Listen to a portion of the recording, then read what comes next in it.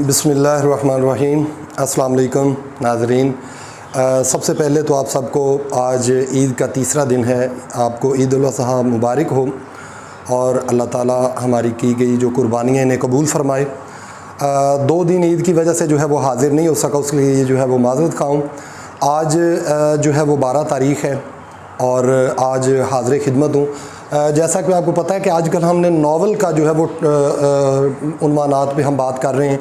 इससे पहले मुस्तनसर हुसैन तारड़ के नावलों पे बात की है और आज जो है वो एक नया मौजू आपके सामने हाज़िर खिदमत है। उदास नस्लें। अब्दुल्ला हुसैन का असल नाम मोहम्मद ख़ान था और इन्होंने अपना ये कलमी नाम क्यों रखा, क्योंकि मोहम्मद ख़ान नाम से पहले ही एक सफ़रनामा निगार जो है वो मौजूद थी। लिहाजा इनकी ये जो मैपल सीमेंट की फैक्ट्री में काम करते थे, कोई इनका दोस्त था अब्दुल्ला हुसैन नामी, उसके नाम पे फिर इसने ये कलमी नाम अपना रख लिया अब्दुल्ला हुसैन। ये 14 अगस्त 1931 को रावलपिंडी में पैदा हुए थे और 4 जुलाई 2015 को लाहौर में इन्होंने ब्लड कैंसर यानी कि खून के कैंसर में ये मुब्तला थे और लाहौर में ही इन्होंने वफ़ात पाई। आगे अगर देखा जाए इन्हें इनामात कौन कौन से दिए गए, इनामात के अंदर आदमजी अदबी अवार्ड ये 1963 ईस्वी में इन्हें मिला और अकादमी अदबियात ने कमाल फ़न अदब अवार्ड इन्हें 2012 ईस्वी में दिया। 1963 ईस्वी में इनकी शादी डॉक्टर फ़रत आरा से हुई थी, जिसके वतन से एक बेटा और एक बेटी हुई। बेटे का नाम अली था और बेटी का नाम नूर फातिमा। अगर इनकी तसानीफ़ की बात की जाए, जो नावल या जो तसनीफ़ इनकी वजह शोहरत बनी वो उदास नस्लें हैं। उदास नस्लें 1963 ईस्वी में इन्होंने जो है वो ये ज़ेवर तबाद से आरास्ता हुआ और ये भी इसके पीछे इसकी एक बैकग्राउंड में कहानी है। वो वैसे कहा जाता है 1961 में ये नावल मुकम्मल हो चुका था, लेकिन जब ये लाहौर किसी पब्लिशर के पास मिलने गए तो नया सवेरा नामी वो रिसाला भी जारी करते थे, तो उन्होंने कहा कि मुसवदा लेकर रख दिया और पब्लिशर ने अपने बेटे से कहा कि ये एक नया नावल निगार है, ये पढ़ें तहरीर। उन्होंने अपने दोस्तों से पढ़ा, उन्होंने कहा कि नावल की कहानी तो ठीक ही लगती है, लेकिन चूंकि एक नया नाम है और नए नाम को लोग इतनी जल्दी जो है वो पजीराई नहीं मिलती, लिहाजा इन्हें जो है वो कुछ हफ्तों के बाद जब ये वापस लाहौर पलटे तो इन्हें जो है वो पब्लिशर ने कहा कि आप नए हैं, इसलिए आपका हल्का अहबाब जो है वो ना होने के बराबर है अदब में। तो फिर कहते हैं अब्दुल्ला हुसैन कहते हैं कि मैंने नाम जो है वो नाराज़ होकर ये भी कह दिया कि आप ऐसा करें, बैंड बाजा मंगवा लें और मेरा जुलूस शहर में निकलवा दें ताकि मैं लोगों में जाना जाऊं। लिहाजा ये आपके दोस्तों से ये सब के मशवरे से तय पाया गया कि नया सवेरा के अंदर जो है वो कुछ अफसाने या कहानियाँ जो हैं वो लिखी जाएँ। इन्होंने जो अपनी सबसे पहली कहानी लिखी थी नदी के नाम से, और उसी एक कहानी के बलबूते पे जो है वो इनकी वजह शोहरत जो है वो हिंदुस्तान के तूल व अर्ज़ के अंदर जो है वो फैल गई, पाकिस्तान में भी और पाकिस्तान से बाहर भी। तो इसके बाद 1963 ईस्वी में इनका ये जो नावल है ये ज़ेवर तबाद से आरास्ता हुआ। डॉक्टर सलीम अख्तर कहते हैं कि ज़्यादातर अदब के अंदर ऐसे हैं जो कि आप कह सकते हैं कि मुजारा का अदब में एक मुजारा का जो है वो किरदार उनका होता है कि सबसे पहले वो किसी बड़ी अदबी शख्सियत के साथ जुड़ जाते हैं और उसकी चाकरी करते हैं, उसके बाद वो उसे जो है वो मंजर आम पे लाता है। वो कहते हैं कि अब्दुल्ला हुसैन एक ऐसे नावल निगार हैं कि उन्होंने किसी अदबी बंदे की चाकरी नहीं की, बल्कि वो तो एक सीमेंट फैक्ट्री में काम करने वाले केमिस्ट के ओहदे पर फाइज थे। 8 घंटे ड्यूटी करते थे, 8 घंटे जो है वो अपना ये आराम फरमाना और 8 घंटे वो जो है वो लिखते थे, अपना ये नावल को टाइम देते थे। लिहाजा ये इनका जो नुमाइंदा नावल है 1963 में भाग नामी नावल, 1982 में ये 1965 की जंग का अहवाल भी इस नावल के अंदर आता है। नादार लोग 1996 ईस्वी में लिखा गया और 2000 ईस्वी में द एमिजर जॉर्नी इन्होंने लिखा था और अफ़गान गर्ल के नाम थे, क्योंकि ये अंग्रेज़ी पर इनकी ख़ासी दस्तरस थी।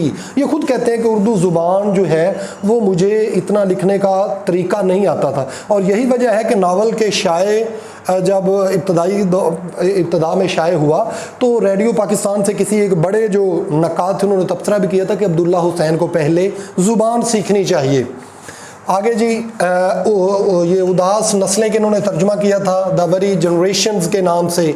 नावलट इन्होंने लिखे कैद 1979 के अंदर और रात 1999 के अंदर, अफसानवी मजमूए लिखे नशेब 1981 में और फरेब नामी 2012 के अंदर। नुमाइंदा नावल जैसे कि मैंने पहले आपको बता दिया है कि वो इनका उदास नस्लें हैं। अगर इसका हम तज्ज़िया करें तो उदास नस्लें कुल जो है ये 512 सफ़हात पर जो है ये मुश्तमिल नावल है। ये सबसे पहली दफ़ा जो है वो 1963 में, और उसके बाद इसका दूसरा एडिशन जो है वो भी, बल्कि इसके कई जो हैं वो एडिशंस शाया हो चुके हैं।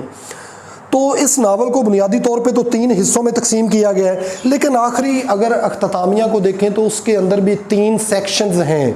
तो इस लिहाज से हम यूँ भी कि मेन तो इसके 3 हिस्से हैं, लेकिन अगर अख्तामिया को भी देखा जाए तो 4 हिस्सों के अंदर ये नावल जो है ये मुश्तमिल है।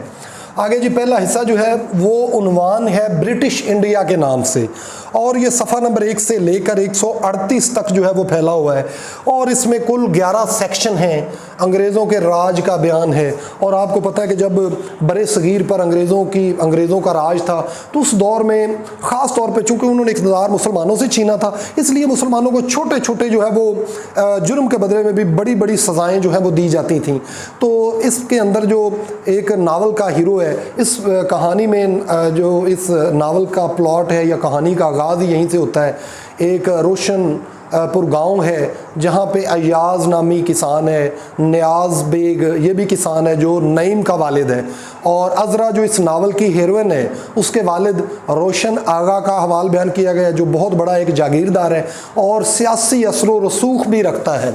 तो यहीं से जो है वो कहानी रोशनपुर गांव से कहानी का जो है वो आगाज़ होता है, और यहाँ जब नईम तालीम हासिल करके नूर महल यानी कि रोशनपुर वापस लौटता है तो यहाँ इसकी मुलाकात जो है वो अज़रा नामी लड़की से हो जाती है जो इस जागीरदार की बेटी है। इब्तदाई तौर पे नईम का ताल्लुक़ चूँकि एक गरीब किसान के घराने से होता है, लिहाजा इन दोनों ख़ानदानों के दरमियान जो है वो बड़ा बल्कि अज़रा का जो ख़ानदान होता है इस शादी के हक़ में नहीं होता, लेकिन किसी तरह से चूँकि नईम टूट कर इससे मोहब्बत करता है। और यहाँ भी एक रोमानवी जो अंदाज़ है अब्दुल्ला हुसैन ने बड़ा एक उसका भी नक्शा खींचा हुआ है कि वो सारा मंजर जो है वो आंखों के सामने आ जाता है।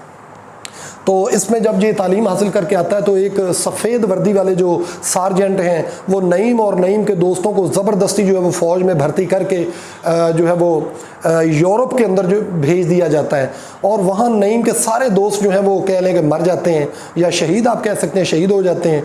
वापस जब पलट कर आता है, पहले ये जो है यूरोप के अंदर लड़ता रहता है, यूरोप से इसे अफ्रीका भेज दिया जाता है। जब वहाँ इसका एक बाजू कट जाता है जंग के दौरान में तो इसे वापस जो है वो बरे सगीर यानी कि ये अपने गाँव में आ जाता है, और गाँव के नौजवान बूढ़े औरतें बच्चे सारे लोग इससे इसकी वो कहानी सुनने के लिए जो है वो परेशान होते हैं, क्योंकि इसने वो जंगी हालात अपनी आंखों से देखे हुए होते हैं। यही वजह होती है कि ये कहता है कि जंग जो है वो इंसानों के किसी तौर पर भी हक़ में नहीं है, बल्कि जंगों का ख़ात्मा होना चाहिए, अमन मोहब्बत का जो है वो फ़रोग होना चाहिए दुनिया के अंदर। ये जो दुनिया एक दूसरे की ज़मीन मुख्तलिफ ममालिक के दरमियान ये जो दौड़ लगी हुई है दूसरों की ज़मीन और वसाइल हथियाने की, तो नईम इसके ख़िलाफ़ जो है वो अलम बगावत बुलंद करता है और कांग्रेस के अंदर इब्तदाई तौर पर शामिल हो जाता है।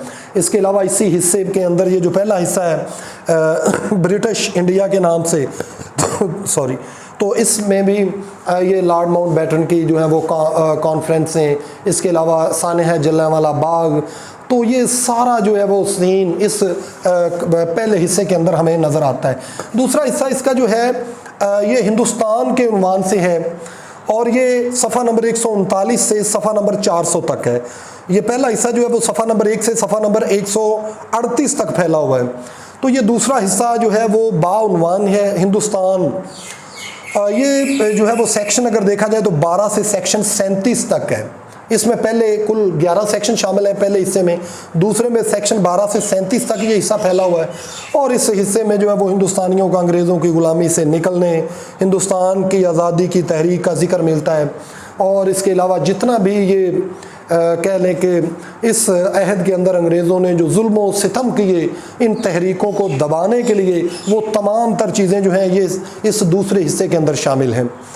और अगर नावल देखा जाए तो इस नावल में 1911 से लेकर आम तौर पे कहा जाता है पहली जंग अज़ीम, लेकिन पहली जंग अज़ीम चूँकि 1914 से शुरू हुई और 1919 तक जो है वो रही, लेकिन इस नावल के अंदर जो बयान है वो 1911 से लेकर क़याम पाकिस्तान यानी कि 1947 तक जो है इसके अंदर अहवाल कलमबंद किया गया है।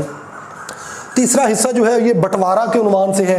बंटवारा से मुराद है कि हिंदुस्तान की तकसीम, जब पाकिस्तान और हिंदुस्तान कह लें कि इंडिया और पाकिस्तान मार्ज़ वजूद में आए तो ये बंटवारा के नाम से, और सफ़ा नंबर 401 से 485 तक है और बंटवारा का उन्वान है। ये सेक्शन 38 से सेक्शन जो है वो 46 तक है, सॉरी ये सेक्शन 46 तक जो है ये फैला हुआ है। और तहरीक में होने वाले जो है वो तहरीक के नतीजे में होने वाली तकसीम हिंद की बता है। और तकसीम हिंद के वक्त आपको पता है कि कैसे इस नावल के अंदर वो नूर महल, ये रोशनपुर गांव का वो जो एक सरमायादार का वो महल था, ये वैसे महल होता है, गलतुल आम और गलतुल आवाम राय जो चुका है महल, तो ये गलत है तलफ़ुज़, महल होता है। नूर महल से किस तरह लोग अपनी जानें बचाकर जो है वो निकलते हैं, ट्रेनों पर लोग किस तरह जो है वो लटक कर जो अपनी जान बचाकर लाहौर पहुंचते हैं, और औरतों का अपनी इस्मत और इज़्ज़त व आबरू की हिफाजत की खातर किस तरह अपनी जान की कुर्बानी दे देते हैं। ये इस नावल का कह लें कि एक बड़ा ही सुलगता हुआ पहलू है और बड़ी खूबसूरती के साथ अब्दुल्ला हुसैन ने इसका जो है वो नक्शा खींचा हुआ है, जो क़ारीन को अपनी जो है वो गिरफ्त में लिए बगैर जो है वो रह नहीं सकता, क्योंकि ये वो खूनी वाक़यात थे जिन लोगों ने देखे हुए हैं, उनसे बढ़कर इसकी जो रुदाद है वो कोई और हमें नहीं बयान कर सकता है। और शायद इसीलिए कहा जाता है कि इसका जो मौजू है वो क़याम पाकिस्तान है। लेकिन इसका मौजू तो मैंने आपको जैसा कि पहले बता दिया, पहले जंग अज़ीम से क़याम पाकिस्तान तक का ज़माना है, यानी कि इसमें जितना भी अहद और अंग्रेज़ों का राज आया, अंग्रेज़ों के राज के दौरान क्या हुआ, उसके बाद जो है वो जब ये तहरीक चली क़याम पाकिस्तान की, उस दौरान जो है वो कौन कौन से खूनी वाक़यात हुए, ये सारे के सारे इस नावल का हिस्सा हैं। आगे जी अख्तामिया को अगर हम देखें, यानी कि अख्ताम, ये सफ़ा नंबर 479 से लेकर 512 तक है और सेक्शन 47 से 50 तक, यानी कि इसके अंदर 3 सेक्शन शामिल हैं। इस हिस्से में मुहाजिरीन की लाहौर शहर में क़याम की तस्वीर कशी की गई है कि जब वो यहाँ पे क़याम पाकिस्तान के बाद लाहौर में लुटे पुटे ये जो मुहाजिरीन है जब यहाँ पे आए, तो वो सारा नक्शा खींचा हुआ है कि कैसे एक बोसीदा सी हवेली जो है वो इन्हें जो है वो दे दी गई और वहाँ पे किस तरह इनके जो है वो शबो रोज़ गुज़रे। ये सारी जो हैं ये चीज़ें अख्ताम का हिस्सा हैं। अगर हम इसके अहम किरदारों पे बात करें, ये मैं पहले बता चुका हूँ, नावल का अहद 1911 से 1947 तक जो है वो मुहित है।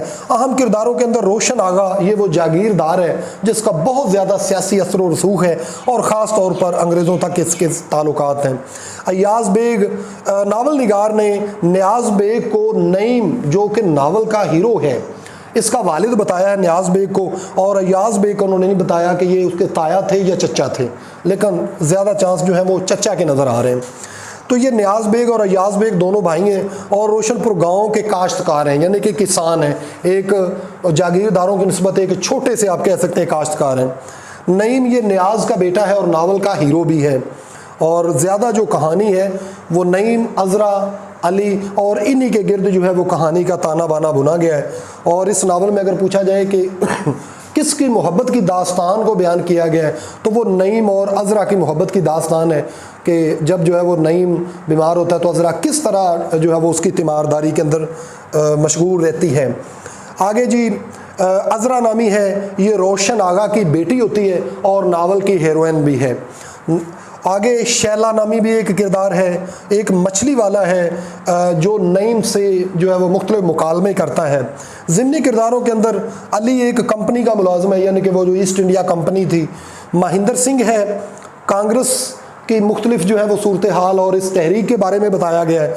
लॉर्ड माउंटबेटन की जो है वो मुख्तलिफ़ किस्म की जो कॉन्फ्रेंसेस हुई थी उनको भी इस नावल का जो है वो हिस्सा बनाया गया है। तो ये था जी, आज हमने मुख्तसर बात की अब्दुल्ला हुसैन की जुमला तसानीफ़ात पर।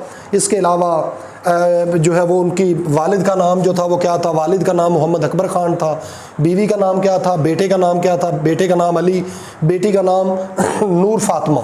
उनकी जो है वो नुमाइंदा नावल कौन सा है जिसकी पहली ही तख्लीक पे, यानी कि इन्होंने नदी अपना एक छोटी कहानी लिखी, उसकी बदौलत इनकी जो शोहरत है वो शोहरत को 4 चांद लग गए उसी की बदौलत 1963 में ही इनका नावल शाये हुआ और 1963 में ही अदबी इनाम का मुस्तहिक ठहरा। तो ये वो नावल निगार हैं, इनके बारे में मुस्तनसर हुसैन तारड़ ने कहा था कि इनका नावल जो उदास नस्लें हैं उसके अंदर अगर देखा जाए तो बुनियादी तौर पे पंजाब की सकाफ़त को दिखाया गया है। पंजाब के किसान किस तरह जागीरदारों के चुंगल के अंदर फंसे हुए हैं और किस तरह इन गरीबों का इस्तेहसाल किया जाता है, इन किसानों का, ये सारे जो हैं ये इस नावल का हिस्सा हैं। और तारड़ कहते हैं कि अगर पंजाब का किसी नावल को नुमाइंदा नावल कहा जा सकता है तो वो इनका नावल जो है वो उदास नस्लें हैं। हालांकि तारड़ का अपना नावल ए गज़ाल शब के अंदर भी जो है वो ज़्यादातर जो किरदार उनका ताल्लुक़ पंजाब से ही है, लेकिन उन्होंने तारड़ ने उदास नस्लें को पंजाब का नुमाइंदा नावल करार दिया है। अगर आपको वीडियो अच्छी लगे तो लाइक कर दें, आगे शेयर करना भी ना भूलें अपने दोस्तों को, और अगर आप चैनल पे अभी नए हैं तो सब्सक्राइब करना ना भूलिए। इजाज़त दीजिए, अल्लाह निगहबान।